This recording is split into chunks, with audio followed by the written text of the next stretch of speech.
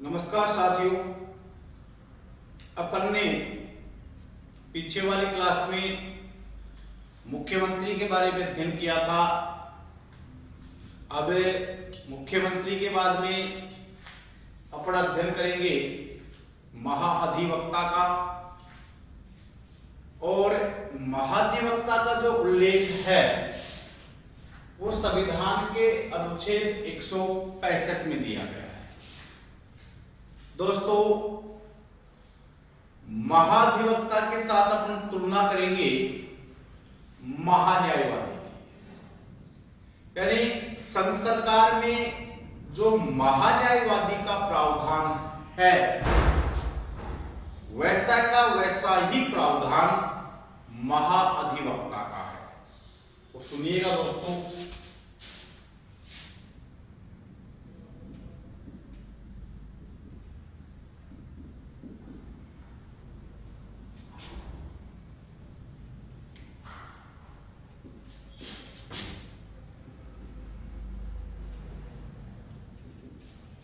एक तरफ हो गया आपका महान्यायवादी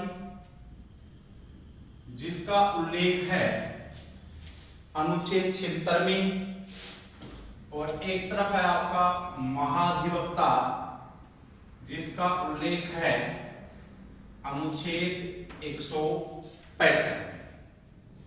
अब जैसा का जैसा प्रावधान केंद्र सरकार में महान्यायवादी का है वैसा का वैसा ही प्रावधान महाधिवक्ता का राज्य सरकार में है। तो पहली बात अपन महान्यायवादी की करते हैं। सबसे पहले देखिएगा कि महान्यायवादी का पद कहां से लिया गया है। महान्यायवादी का पद जो लिया गया है वो लिया गया है ब्रिटेन से,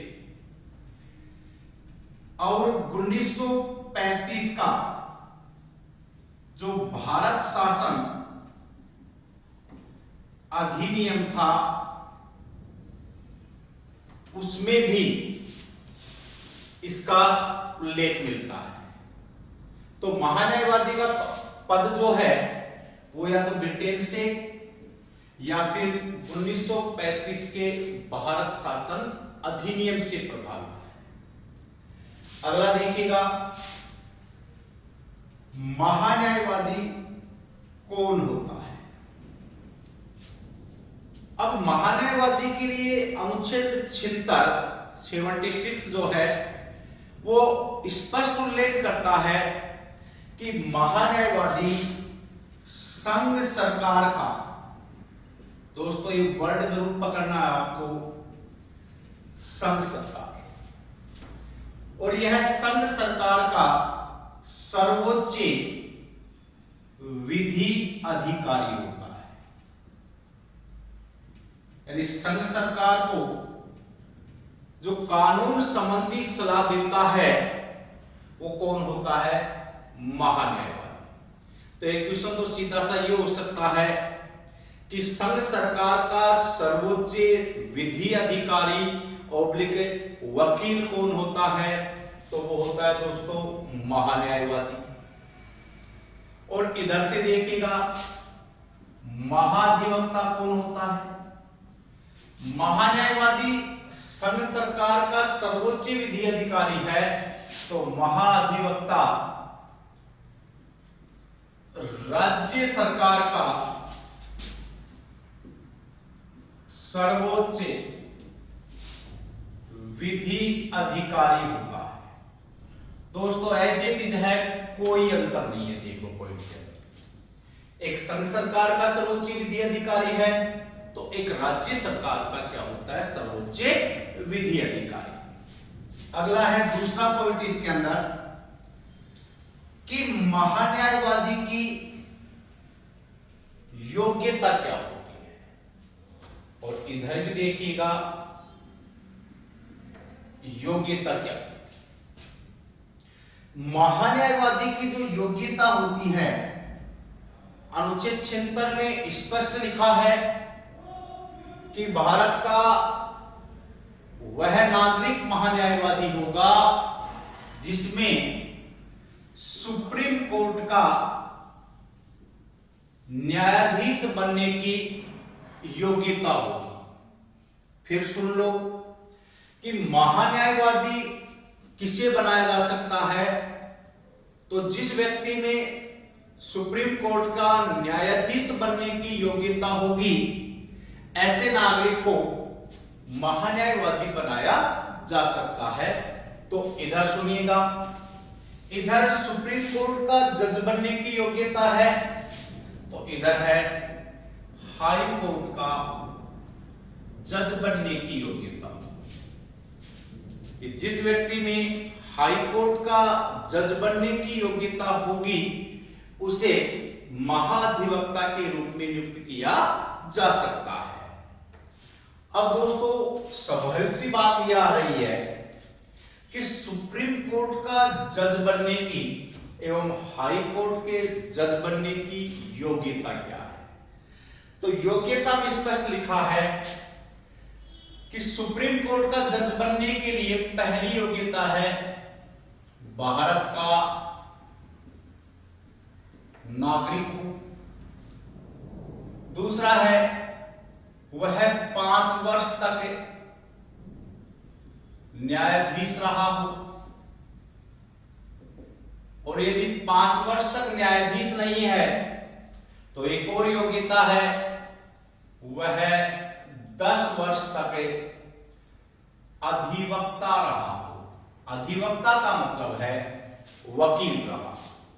अगर ऐसी किसी नागरिक में योग्यता है तो उसे भारत का महान्यायवादी बनाया जा सकता है। क्या योग्यता है सुप्रीम कोर्ट के जज की?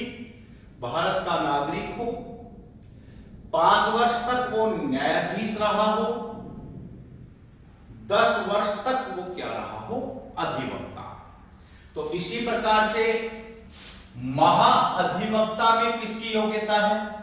महाधिवक्ता में है हाई कोर्ट के न्यायाधीश बनने की योग्यता। तो दोस्तों ये देखिएगा कि हाई कोर्ट के न्यायाधीश बनने के लिए क्या क्या योग्यताएं होनी चाहिए। तो एक योग्यता तो सामान्य सी है, भारत का नागरिक हो। दूसरी देखो यहां पे छोटा सा अंतर है सुप्रीम कोर्ट के जज में और हाई कोर्ट के जज बनने की योग्यता में। यहां है 5 वर्ष तक न्यायाधीश और 10 वर्ष तक अधिवक्ता।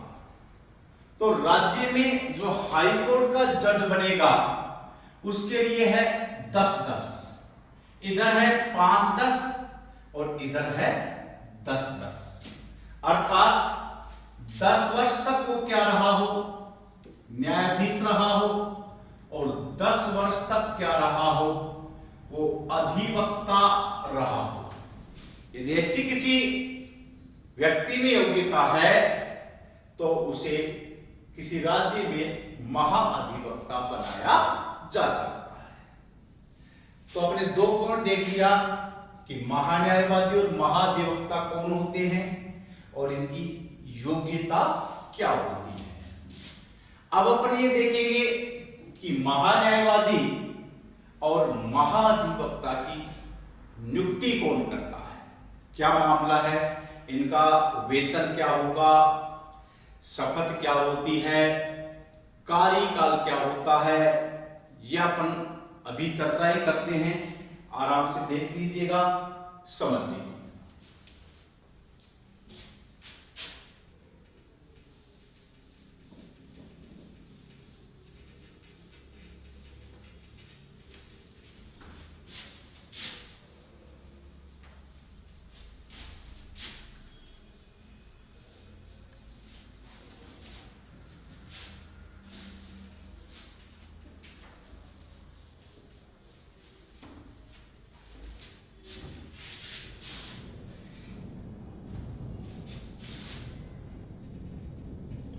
अब अपन बात करेंगे नियुक्ति, कार्यकाल, शपथ और वेतन।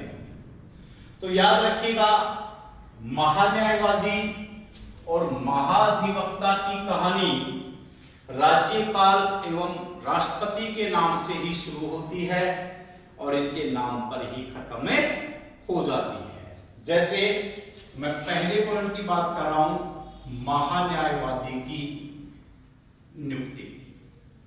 तो महान्यायवादी की जो नियुक्ति कौन करता है दोस्तों? महान्यायवादी की नियुक्ति राष्ट्रपति द्वारा की जाती है। तो अगला देखिएगा, महाअधिवक्ता की नियुक्ति। महाधिवक्ता की नियुक्ति किसके द्वारा की जाती है? राज्यपाल द्वारा की जाती है। लेकिन महान्यायवादी की नियुक्ति जो राष्ट्रपति करता है वो किसके परामर्श पे करता है? वो मंत्री परिषद के परामर्श पे करता है। तो इधर भी राज्यपाल जो महाधिवक्ता की नियुक्ति करता है वो किसके परामर्श पे करता है? वो भी मंत्री परिषद के परामर्श के अनुसार महाधिवक्ता की नियुक्ति कौन करता है? राज्यपाल। दूसरा है नंबर 2, कार्यकाल। और दोस्तों ये वेरी वेरी इंपॉर्टेंट कि महान्यायवादी एवं महाधिवक्ता का कार्यकाल क्या होता है। तो महान्यायवादी और महाधिवक्ता का जो कार्यकाल होता है, तो पहला जो महान्यायवादी का कार्यकाल है वो राष्ट्रपति के प्रसाद पर्यंत होता है और महाधिवक्ता का कार्यकाल भी क्या होता है?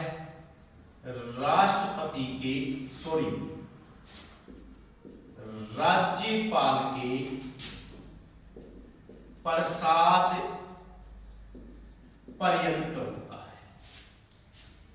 यानी महान्यायवादी का जो कार्यकाल है राष्ट्रपति के प्रसाद पर्यंत का मतलब है कि जब तक राष्ट्रपति चाहे, राष्ट्रपति उसे मंत्री परिषद के परामर्श पर कभी भी बर्खास्त कर सकता है। ऐसा कैसा कार्यकाल कहां है? महाधिवक्ता में।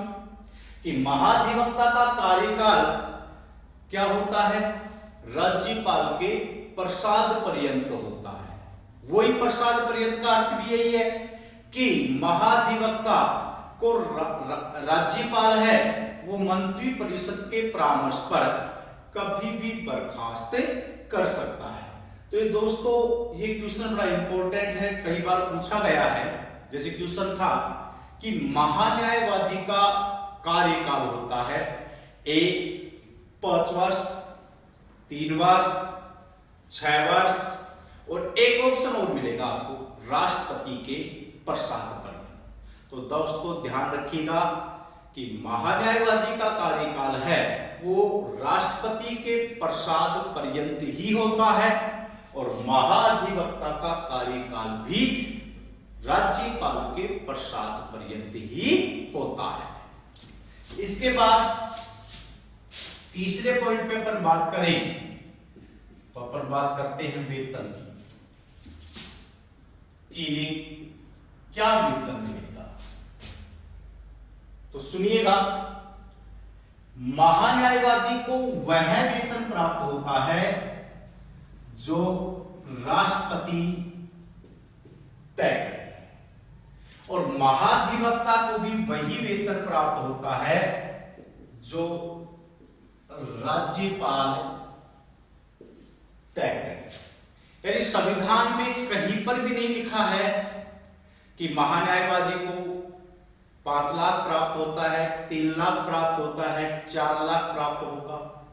ऐसा ही महाधिवक्ता के लिए है कि उसे क्या वेतन मिलेगा। सीधा सीधा अनुच्छेद 76 और 165 में यह लिखा गया है कि महान्यायवादी एवं महाधिवक्ता को वह वेतन प्राप्त होगा जो इधर राष्ट्रपति तय करे और इधर कौन तय करे? राज्यपाल तय करे। इसके बाद में चौथे पॉइंट की बात कर रहा हूं मैं, शपथ। कि महान्यायवादी एवं महाधिवक्ता को शपथ कौन दिलाता है? तो याद रखिएगा दोस्तों, अनुच्छेद 76 एवं अनुच्छेद 165 में महान्यायवादी एवं महाधिवक्ता की शपथ का कोई उल्लेख नहीं मिलता है कि उसे शपथ कौन दिलाता है। ऐसा संविधान के किसी भी अनुच्छेद में ऐसा उल्लेख नहीं मिलता है। अर्थात महान्यायवादी एवं महाधिवक्ता की शपथ का उल्लेख हमें कहीं पर भी नहीं मिलता है। इसके बाद में दोस्तों अगला जो पॉइंट निकल के आता है कि महान्यायवादी और महाधिवक्ता का कार्य क्या होता है। तो सुनिएगा कार्य के बारे में।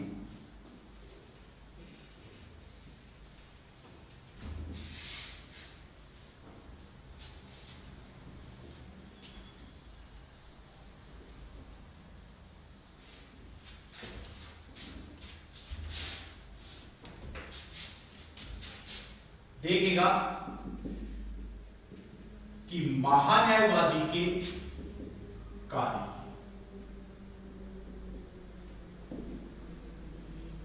अनुच्छेद 76 में क्या कार्य कहे गए हैं महान्यायवादी के लिए?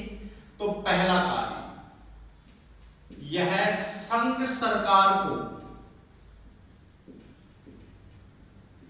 विधि संबंधी सलाह देता है। याद रखिएगा, मैंने पहले बताया है कि संघ सरकार का वकील या विधि अधिकारी जो सर्वोच्च होता है वो कौन होता है? महान्यायवादी। तो जहां भी संघ सरकार को किसी कानूनी संबंधी सलाह लेनी है, लीगल एडवाइजरी करनी है, तो वह संघ सरकार को विधि संबंधी सलाह देने का कार्य कौन करता है? महान्यायवादी करता है। दूसरा कार्य महान्यायवादी का कि वह ऐसे कर्तव्यों का निर्वहन करेगा जो उसे राष्ट्रपति सौंपे। भाई, एक तो संघ सरकार का विधि संबंधी सलाह देता है और समय समय पर जो राष्ट्रपति उसे कार्य सौंपता है उन कार्यों का वो क्या करता है? निर्वहन करता है। तीसरा है कि उसे भारत के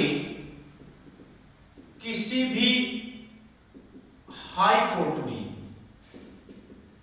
सुनवाई करने का अधिकार है। कि महान्यायवादी को यह अधिकार है कि वो भारत के किसी भी हाई कोर्ट, भाई हाई कोर्ट की जो संख्या है वर्तमान में वो कितनी है? 25वां जो हाई कोर्ट है वो कौन सा है? आंध्र प्रदेश। तो महान्यायवादी को यह अधिकार है कि वो भारत के किसी भी क्षेत्र में किसी भी हाई कोर्ट में जाकर के सुनवाई कर सकता है। यह है महान्यायवादी का कार्य। दोबारा सुन लो कि महान्यायवादी को जो है वो संघ सरकार को विधि संबंधी सलाह देता है। दूसरा, महान्यायवादी ऐसे कर्तव्यों का निर्वहन करता है जो समय समय पर उसे राष्ट्रपति सौंपे। तीसरा, महान्यायवादी को भारत के किसी भी क्षेत्र में किसी भी हाई कोर्ट में सुनवाई करने का क्या है? अधिकार है। और वर्तमान में कितने हाई कोर्ट है भारत में? 25 हाई कोर्ट है। 25वां हाई कोर्ट कौन सा है? Andhra Pradesh high court. और ऐसा का ऐसा कार्य किसका है? महा अधिवक्ता।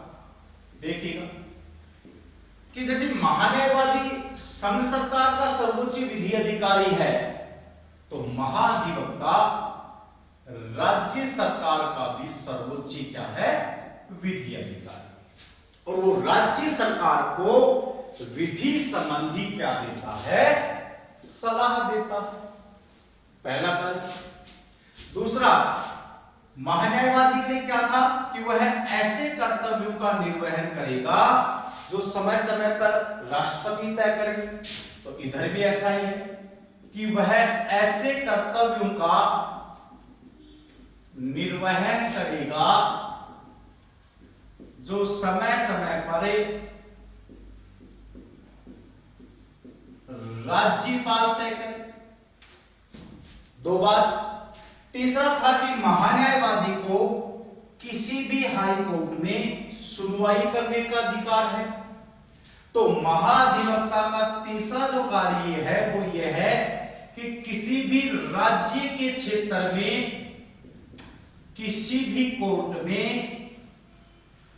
उसे सुनवाई करने का क्या है, अधिकार है। यहां तो कंप्लीट हाई कोर्ट की बात चल रही है महान्यायवादी के लिए 25 के 25 हाई कोर्ट में जाकर के।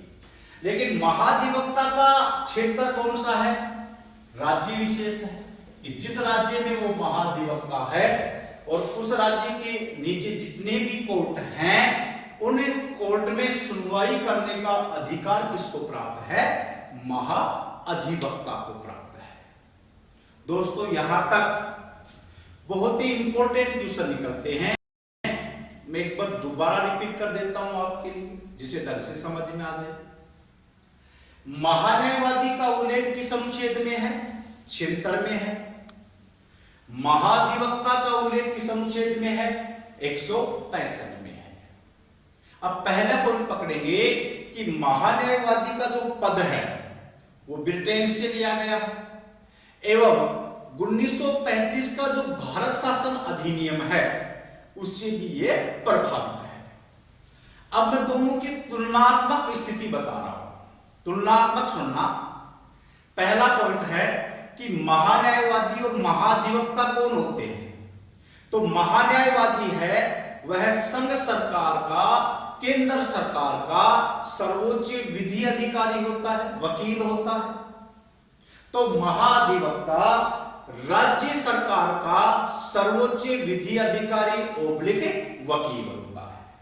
दूसरा, योग्यता क्या होती है दोनों में, तो दोनों की योग्यता में थोड़ा थोड़ा सा अंतर है कि महान्यायवादी सुप्रीम कोर्ट का जज बनने की योग्यता होनी चाहिए, सुप्रीम कोर्ट का जज नहीं होना चाहिए, सुप्रीम कोर्ट का जज बनने की योग्यता होनी चाहिए। जबकि महाधिवक्ता में हाई कोर्ट का जज बनने की योग्यता होनी चाहिए। अब अपना पॉइंट यह आता है कि सुप्रीम कोर्ट एवं हाई कोर्ट का जज बनने की योग्यताएं क्या होती है। तो सुप्रीम कोर्ट और हाई कोर्ट की योग्यता क्या है जज बनने के लिए, थोड़ा थोड़ा डिफरेंट है। जैसे पहली है वह भारत का नागरिक हो, तो हाई कोर्ट के लिए वही हो जाएगा भारत का नागरिक। फिर यहां पर अंतर है, सुप्रीम कोर्ट के लिए 5 की टेबल याद रखेंगे, 5 एकम 5, 5 दूनी 10, और उधर याद रखोगे 10 और 10।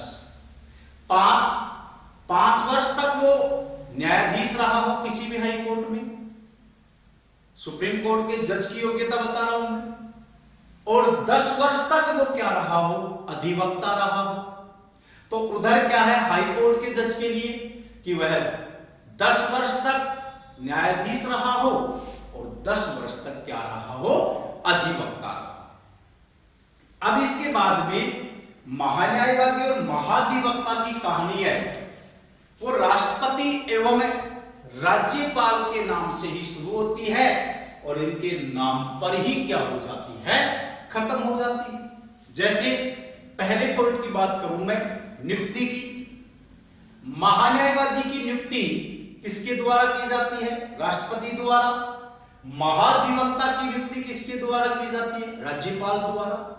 और दोनों की नियुक्ति संघ एवं राज्य की मंत्री परिषद के परामर्श के द्वारा की जाती है। दूसरा पॉइंट है कार्यकाल, कि महान्यायवादी एवं महाधिवक्ता का कार्यकाल क्या होता है।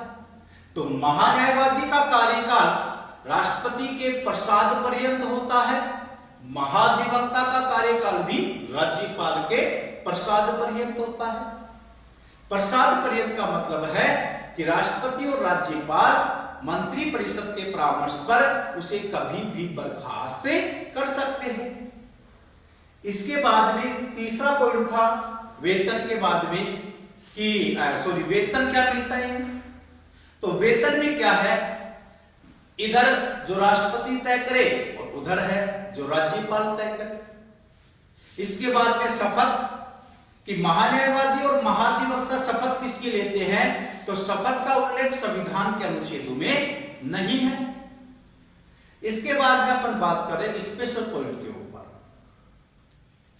महान्यायवादी का एक अनुच्छेद दिया गया है, अनुच्छेद 88, और वो ग्रेड फर्स्ट में भी पूछा जा चुका है कि अनुच्छेद 88 में महान्यायवादी का क्या अधिकार दिया गया है। सुनना एक मिनट, मैं बात कर रहा हूं अनुच्छेद 88 की।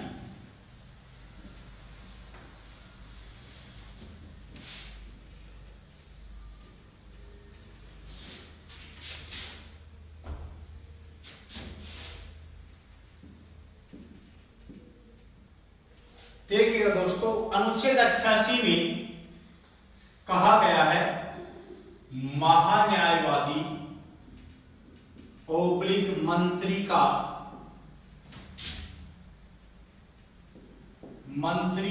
अधिकार। इन दो पॉइंट आ रहे हैं यहां पे। अनुच्छेद 88 में तो महान्यायवादी के बारे में उल्लेखित है और एक जो मंत्री होता है उसके बारे में उल्लेखित है। अब क्या अधिकार है इन दोनों में, सुनना एक मिनट, कि महान्यायवादी और मंत्री संसद के किसी भी सदन में, दोस्तों संसद के दो सदन हैं, लोकसभा और राज्यसभा। तो महान्यायवादी और मंत्री जो संघीय मंत्री है वो संसद के किसी भी सदन की कार्यवाही में भाग ले सकते हैं एवं बोल सकते हैं। ये दो तो समानता होगी कि महान्यायवादी और मंत्री है वो संसद की किसी भी सदन की कार्यवाही में भाग ले सकता है और वहां पर बोल सकता है। लेकिन जो एक पॉइंट आ रहा है मत देने का अधिकार, और दोस्तों यहां अंतर है महान्यायवादी और मंत्री को लेकर के। समानता तो दोनों में यह है कि महान्यायवादी और मंत्री दोनों ही संसद के किसी भी सदन की कार्यवाही में भाग ले सकते हैं और बोल सकते हैं। लेकिन डिफरेंट क्या है, मत देने के अंतर पर है कि महान्यायवादी को मत देने का अधिकार सदन में प्राप्त नहीं है, जबकि मंत्री को मत देने का अधिकार भी प्राप्त होता है। और मंत्री को किस सदन में मत देने का अधिकार प्राप्त है, जिस सदन का वह क्या है, सदस्य है। कि जिस सदन का वह सदस्य होगा उस सदन में वह मंत्री अपना मत भी दे सकता है, लेकिन महान्यायवादी को मत देने का अधिकार नहीं है। और ये सीधा सीधा लिखा गया है अनुच्छेद 88 में। तो दोस्तों एक सीधा से सीधा क्वेश्चन पूछा गया था कि संसद का वह कौन सा पदाधिकारी है जो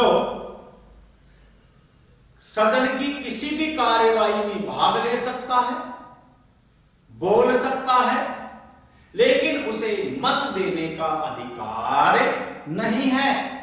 तो उसका सीधा सीधा आंसर था महान्यायवादी। और दोस्तों ऐसा का ऐसा ही प्रावधान है राज्य सरकार में। राज्य सरकार में भी सीधा सीधा लिखा गया है महाधिवक्ता एवं मंत्री का अधिकार।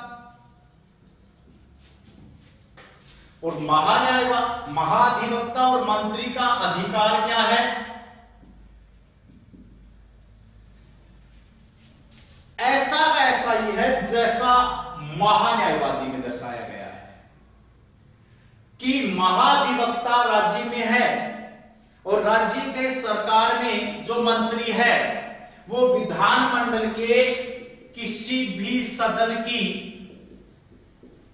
कार्यवाही में भाग ले सकते हैं, उस सदन में बोल सकते हैं, लेकिन महाधिवक्ता को मत देने का अधिकार नहीं होता है, जबकि मंत्री को मत देने का भी अधिकार होता है। और किस सदन में मत देगा? जिस सदन का वह सदस्य है। अब अपन देखेंगे कि महान्यायवादी के बारे में एक स्पेशल पॉइंट और है।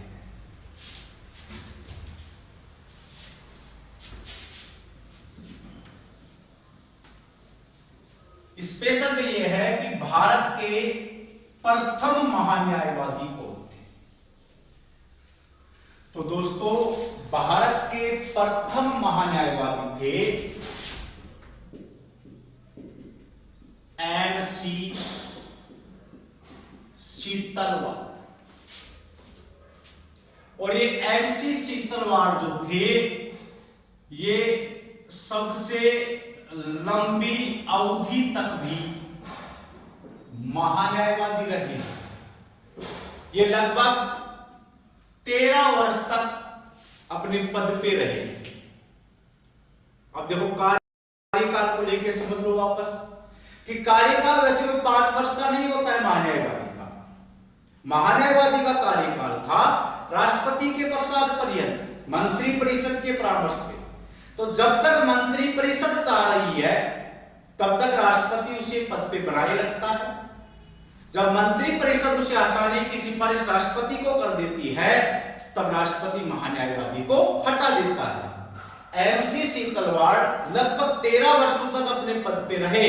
तो इसका मतलब है कि इसका कार्यकाल मंत्री परिषद के परामर्श पर राष्ट्रपति के प्रसाद पर्यंत तक होता है। और वर्तमान कौन है? वर्तमान महान्यायवादी हैं वेणुगोपाल, के वेणुगोपाल।